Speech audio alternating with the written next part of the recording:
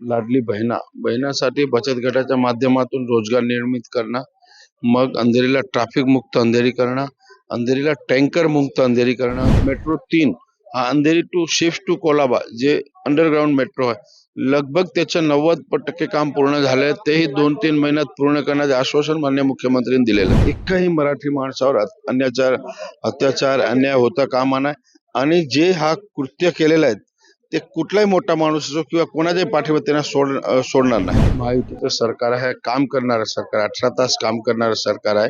त्या सरकारच्या माध्यमातून सगळे मुद्दे सॉर्ट आउट करून आम्ही जेवढे विकासाचे रखडलेले प्रकल्प आहेत ते सगळं आम्ही 5 वर्षात पूर्ण करू. शिवसेनेचे आमदार मुरजी पटेल सध्या आपल्यासोबत आहेत. सर, स्वागत आहे. आमदार म्हणून पहिल्यांदाच विधिमंडळात पाऊल ठेवत आहेत. कसा अनुभव आहेत आणि मतदारसंघाचे कोणते प्रश्न तुम्ही सभागृहात उपस्थित केलेले? पहिलं मी माननीय एकनाथराव शिंदेजी, माननीय देवेंद्रजी, माननीय अजितदादा यांच्या आशीर्वादाने आणि अंधेरीकरांच्या पाठिंबाने आणि आशीर्वादाने पहिल्यांदा मी विधान भवनात आलो आहे. मी हा अधिवेशन माझ्यासाठी पहिलंच होतं. मी माझे विधानसभेचे भरपूर प्रश्न उपस्थित केलेले आहेत. मुंबईच्या बचत गटाच्या महिलांच्या 8 महिन्याआधी फॉर्म भरून मुंबई महानगरपालिकेने ठेवले आहेत. लॉटरी झाली होती, पात्र महिला ठरल्या होत्या, पण अजून शिलाई मशीन, घरघंटी ह्याचं वाटप झालं नव्हतं.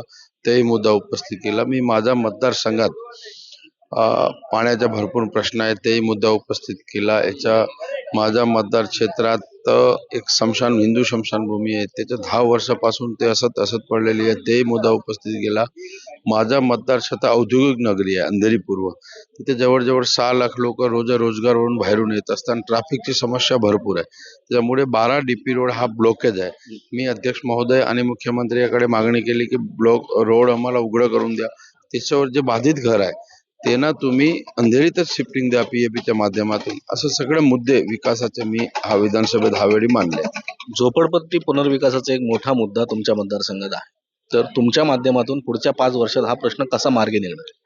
मला असं वाटतं की येणाऱ्या 5 वर्षात महायुतीचं सरकार आहे, काम करणारं सरकार, 18 तास काम करणारं सरकार आहे. त्या सरकारच्या माध्यमातून सगळे मुद्दे सॉर्ट आउट करून आम्ही जेवढे विकासाचे रखडलेले प्रकल्प आहेत ते सगळं आम्ही 5 वर्षात पूर्ण करू. अंधेरी वासियांनी मोठ्या मताधिक्याने तुम्हाला विजयी बनवलेला आहे. अशा वेळी पुढच्या 5 वर्षांकरता तुमचं त्यांच्यासाठी विजन काय असणार? व्हिजन माझं हाच आहे, माझी अंधेरीची मायबाप जनता, लाडली बहिणासाठी बचत गटाच्या माध्यमातून रोजगार निर्मित करणं, मग अंधेरीला ट्रॅफिक मुक्त अंधेरी करणं, अंधेरीला टँकर मुक्त अंधेरी करणं, सगळे. आणि अंधेरीमध्ये एकही शासकीय रुग्णालय नाही, तर मी तेही मुद्दा इथे मांडला की आमच्या अंधेरी विधानसभेत शासनाची एकही रुग्णालय नाही. आमच्या इकडे एक 7 हिल हॉस्पिटल म्हणून आहे, त्यांनी शासनाने स्वतःच्या आपल्या ताब्यात घ्यावी आणि शासनाने चालवावी अशी मागणी माननीय मुख्यमंत्रीकडे केली आणि त्यांनी मला उत्तर दिलं की लवकरात लवकर ते प्रकल्प आम्ही पूर्ण करू. पाणी तुंबण्याच्या अनेक घटना अंधेरी पूर्वमध्ये घडत असतात, त्याच्यावर काय उपाययोजना? बघा, अंधेरीमध्ये एकच ठिकाणी जास्त पाणी घुमते, ते सबवेमध्ये. अंधेरीचे सबवे प्रत्येक पावसात ते चर्चेचा विषय होता, पण येणाऱ्या पावसात अंधेरी सबवेमध्ये पाणी तुंबणार नाही.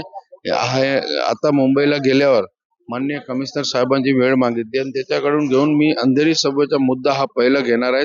महाराष्ट्र शासन आणि महानगरपालिका असं संयुक्त बैठक लावून ते विषय आम्ही मार्गी लावू.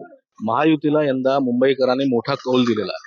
पुढच्या काळात मुंबई महानगरपालिकेची निवडणूक होऊ घातली आहे.